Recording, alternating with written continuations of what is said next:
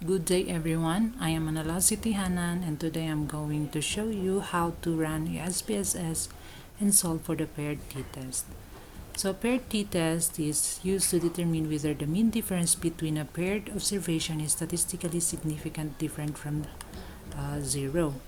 So in our data here, this is a study about the carbohydrate only drink and the carbohydrate protein drink. So here in the variable view, we label it as the carb and carb as carbohydrate,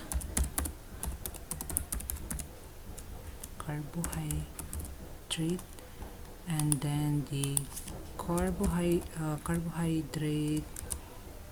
protein.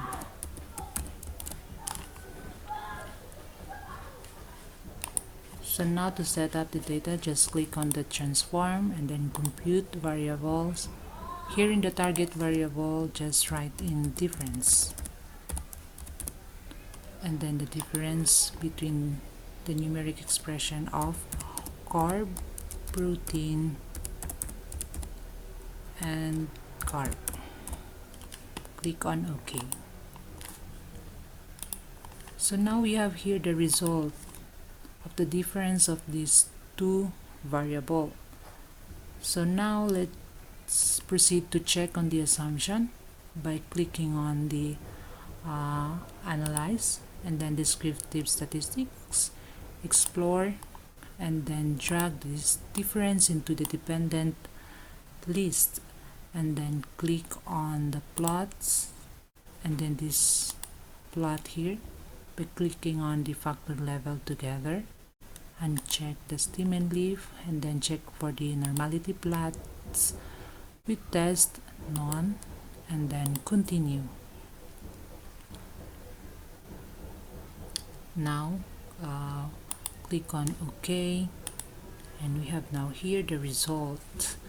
So for the test of normality, the difference score for the carbohydrate drink only and the carbohydrate protein trial were normally distributed as assessed by Shapiro-Wilks. So this results to the p-value of equals to 0.7 ET. Now the next step is to run the paired sample t-test. So going back here in our data, just click on the Analyze again and then Compare Means, click on the paired sample t-test and then click the carbohydrate shift carbohydrate protein and then drag it here and then click on Options, so 95%, and then Exclude Cases Analysis by Analysis, Continue, and then click on OK. So now we have here the results. So paired sample t-test. Good day everyone. Today we will perform an independent samples t-test in SPSS to compare the means of two independent groups. This test will help us determine if the difference between the means is statistically significant. We will also verify the assumptions to ensure the validity of our results. Let's proceed step by step. So first, we are going to ensure that our dataset is structured correctly. We have here an existing data that we will use. So we have here gender and engagement. In this data, we are going to check if male and female participants differ in their average engagement with a TV advertisement. So first, we will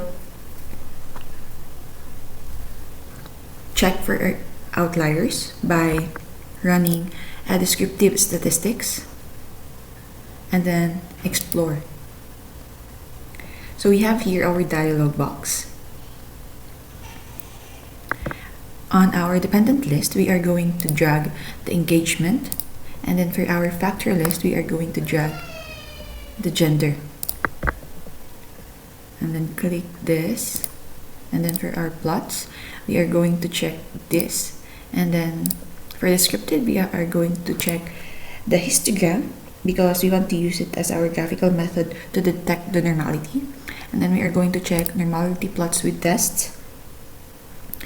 Okay, and then continue. And then, okay.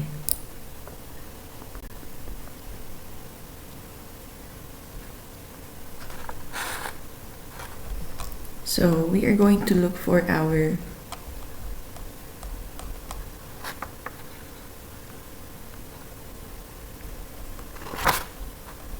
test of normality. This table will show us a value of the Shapiro-Wilk.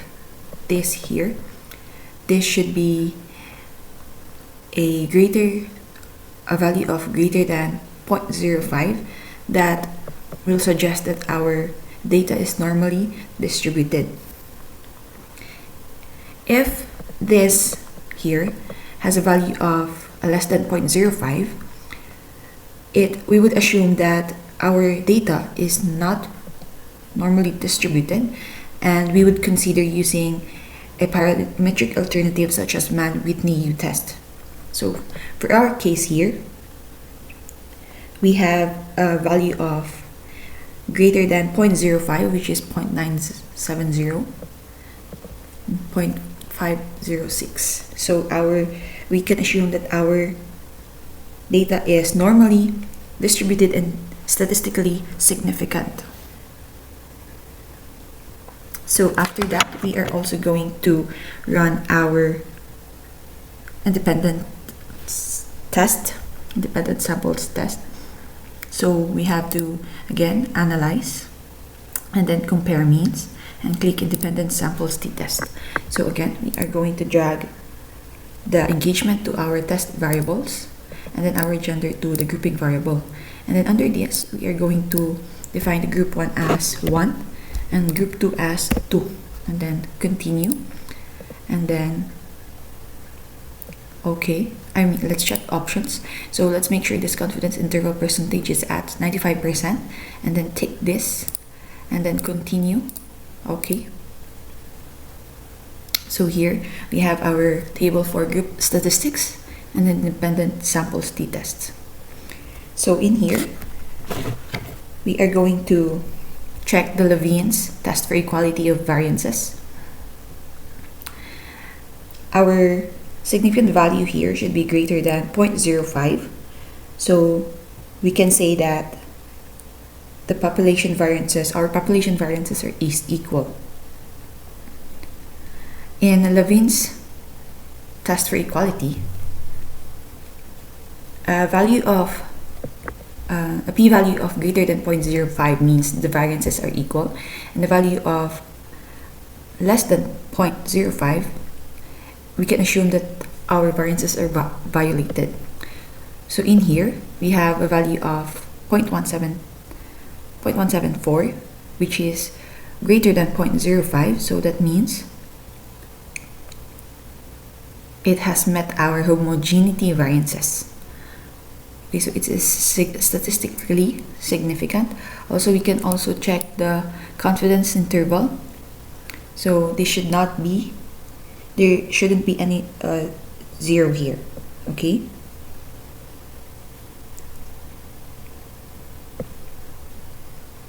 So that's it. Thank you. So for the 1 week ANOVA, we will calculate here the study about the ability to cope with workplace stress. So here in the variable view, our dependent variable will be the coping with workplace stress, and then our independent variable is the group or the physical activity. So to run or check the assumption, just click on Analyze, Descriptive Statistics, and then Explore. Again, our dependent list is coping with workplace stress, and then the physical activity here in the factor list.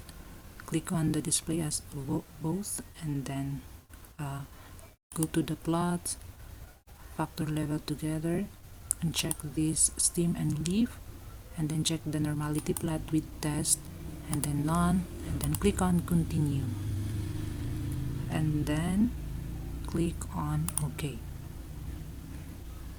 So we have now here the results. So for the test of the normality, these are the significant level, or what we call the p-value of the Shapiro-Wilk test for each group of your independent variable. So it must be p greater than 0.05. Coping stress score was normally distributed for the sedentary, low, moderate, and high physical activity group as assessed by Shapiro-Wilk's test. So the next step is to look for the ANOVA. So going back here in our data, just click again on the analyze and then the compare means, and then the one-way ANOVA, again our dependent list, and then our factor, and then click on the options and then check the descriptive, homogeneity of variance test, Wilk, means plot, and then exclude cases, analysis by analysis, and then click on continue, and then go to the post hoc and then click on the two case P and then games Howell, and then click on the continue and then okay. So we have now here the results. Test of homogeneity of variance, the ANOVA, and then the post hoc test, or the multiple comparison. Okay, so to get again the effect size, just go back here again on the data and then click on the analyze and then general linear model, univariate, and then again our our independent variable is the coping with stress,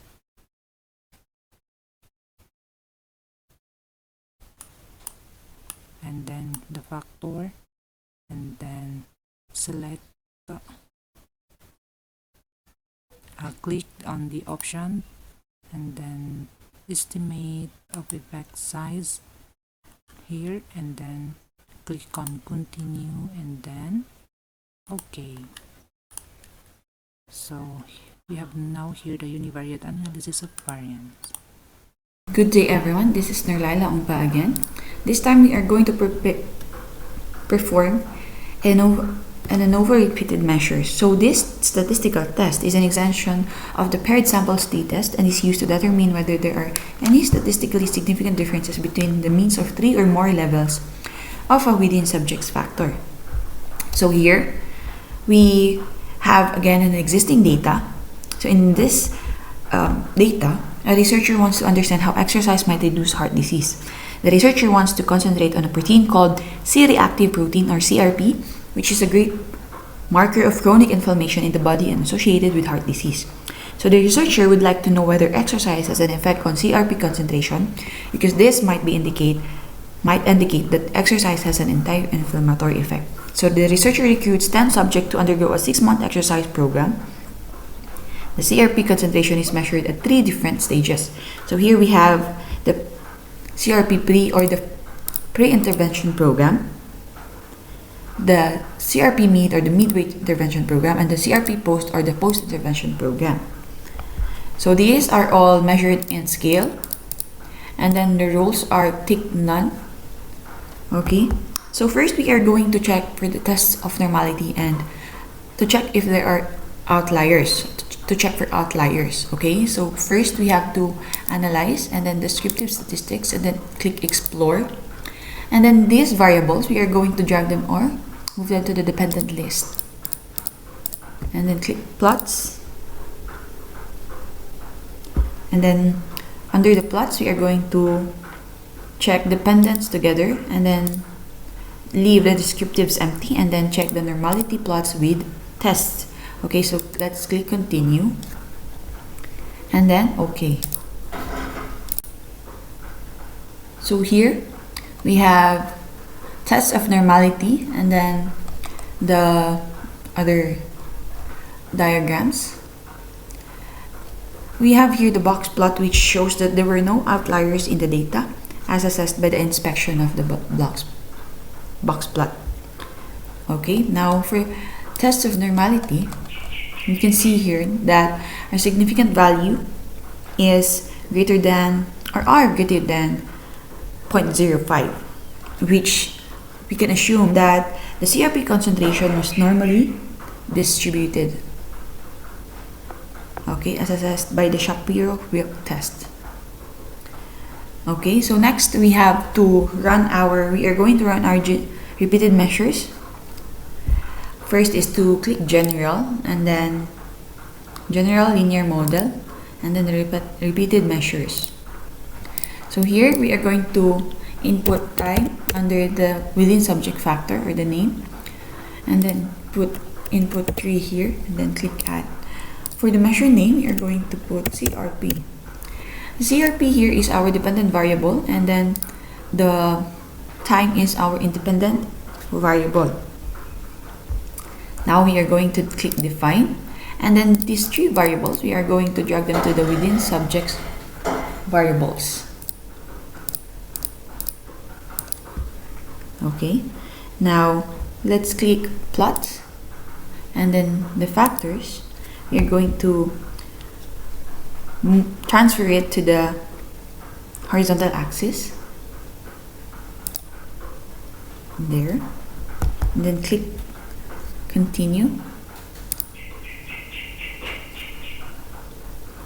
and then we are going to click the estimated marginal means, and then drag the time to the display means. Okay, and then so compare, change this to Bonferroni, and then click Continue.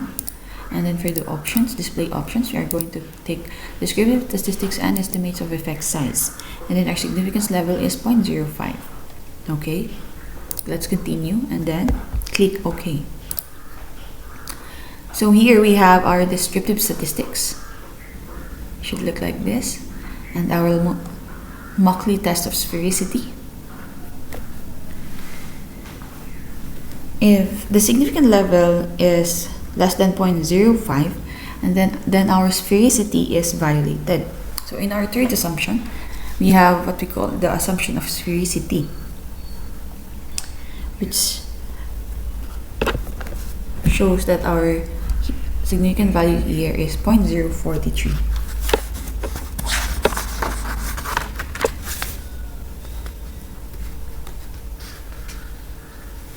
So in our assumption, under the third assumption, the variances of the differences between all combinations of level of within subject factor must be equal, known as the assumption of sphericity. So here we have again significant value of 0.43, which is less than 0.05.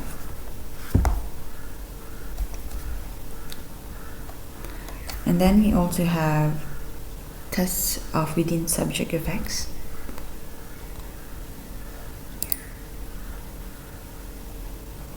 So the exercise and intervention elicited statistically significant changes in CRP concentration over time.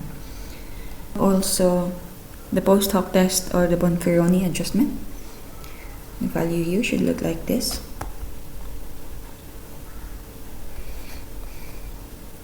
Okay, so that would be all.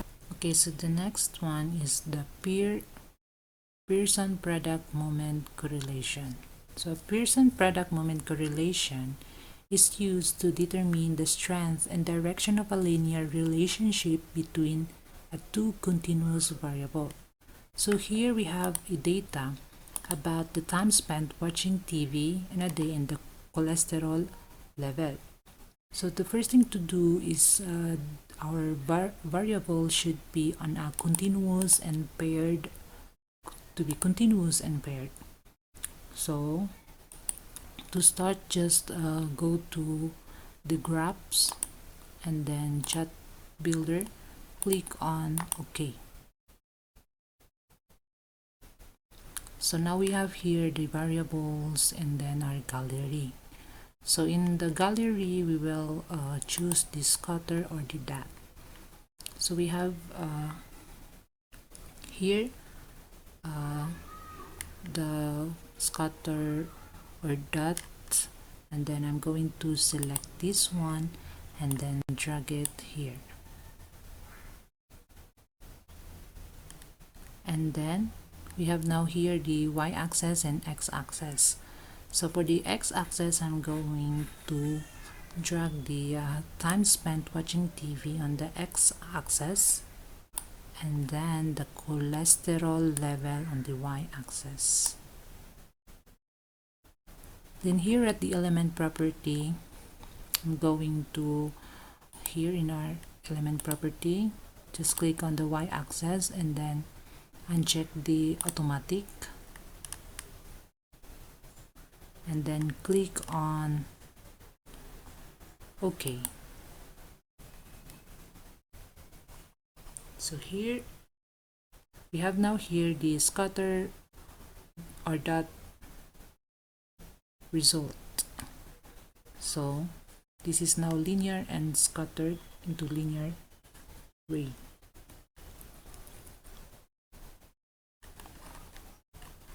Now again, to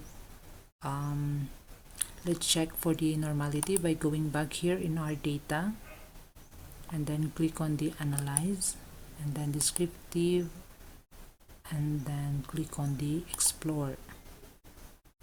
So transfer these two variables by clicking on this and then shift the cholesterol and then drag it on the dependent list and then click on the plots.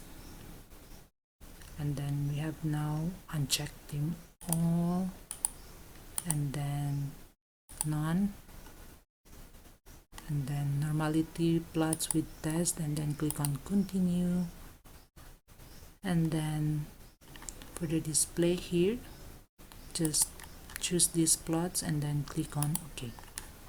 So we have now here the results. So for the test of normality, this must be P greater than 0.05. So we have it here. Now after having this result, we are now going to get the person product moment correlation. So going back here in our data, just click on the analyze and then correlate and then click on the bivariate and then transfer these two variables on the dependent list and then click on the Pearson and then the two-tailed, okay, and then flag significant correlation, then click on the options and then exclude cases pairwise and then click on continue and then OK. So here we have the results, correlations. So this time we are going to conduct multiple regression analysis. So this multiple regression is an extension of simple linear regression. It is used when we want to predict the value of a variable based on the value of two or more other variables.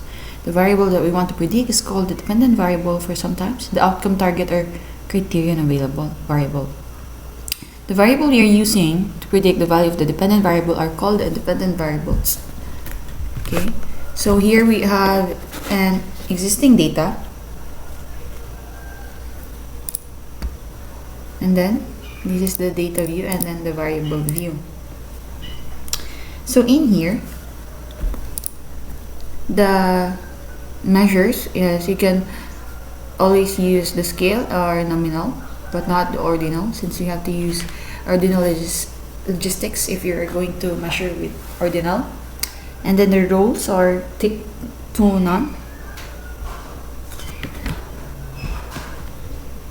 Okay, so you have the values under the gender is labeled with 0.00 as female and 1.00 as male. So we have here in our gender. This is our from here, the age, weight, heart rate, the gender is our dependent variables, and then the VO2 max or the maximum volume of oxygen as our dependent variable. Now here, the first step we have to do is to check for our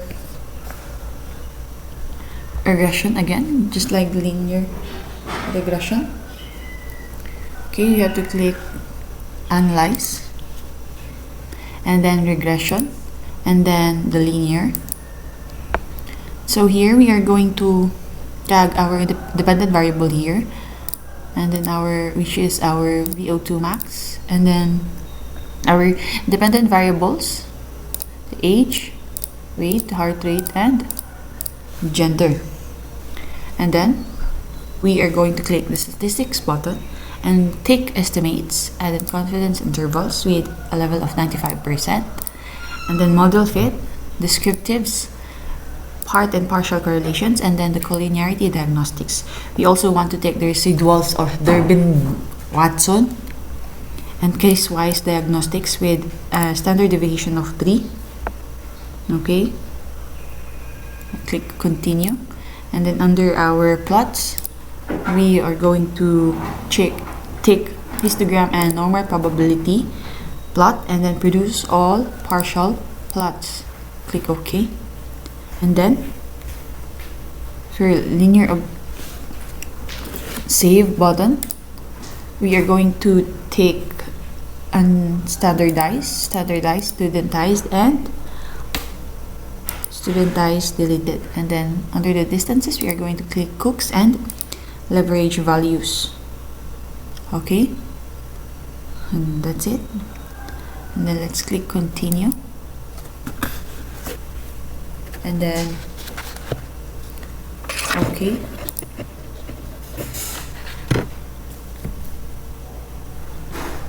So our first table to check is the model summary.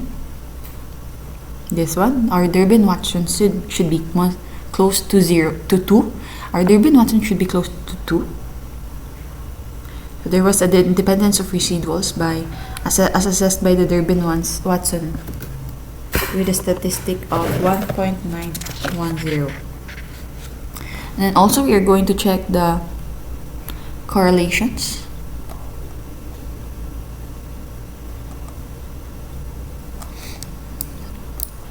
Here we have our correlation, and there should be no correlation should be no correlation should be 0.7 and up. Okay, 0.7 and up. And then we have the coefficients. So our collinearity statistics must be greater than 1.1. Okay, and then our significant value here should be again less than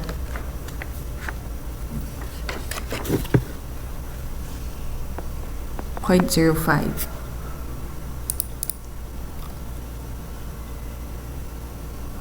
Okay, so for our model summary, here is our our relation coefficient, the R square. And then on our ANOVA, we have significant value of 0.00, which should be always less than 0.05. Okay, so the ratio in ANOVA, F ratio in the ANOVA table tests whether the overall regression model is a good fit for the data. The table shows that the independent variables statistically significantly predict the dependent variable. Okay, with a value of less than 0.05. Also, we have here the residual statistics. So as for the computation of the chi-square test of homogeneity, we have here the data in which our independent variable is the intervention, which has categorized into 3: the drug, diet, and exercise, reflecting to the independent variable, which is the risk level or the level of cholesterol, which is also categorized into 3: the high and normal. So high and normal, which reflects whether a patient has a normal or high classification of cholesterol respectively. So here in our data, we will change it into ordinal, and then after setting up the data, we are now going to start by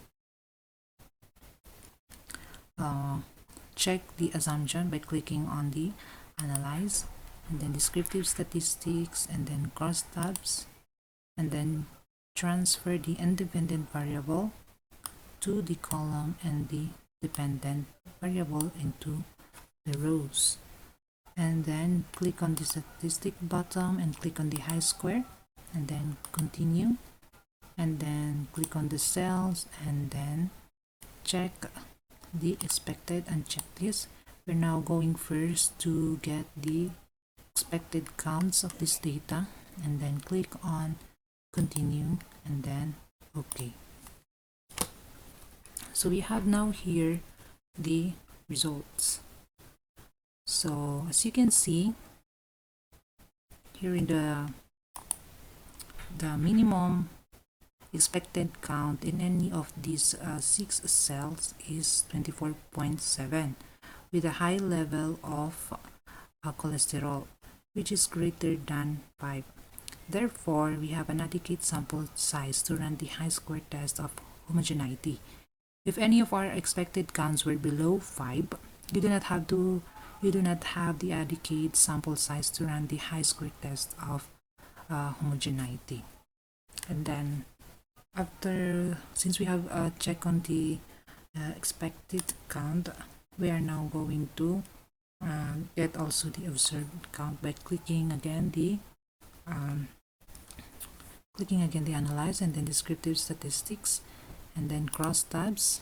We have here now the dependent and independent statistics, still the high square, and then for the cells we are now going to check the observed, and then click on the column, also the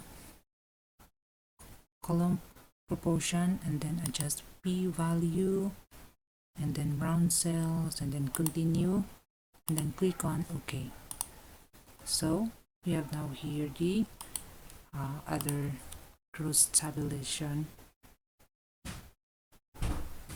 results. So count less than 5.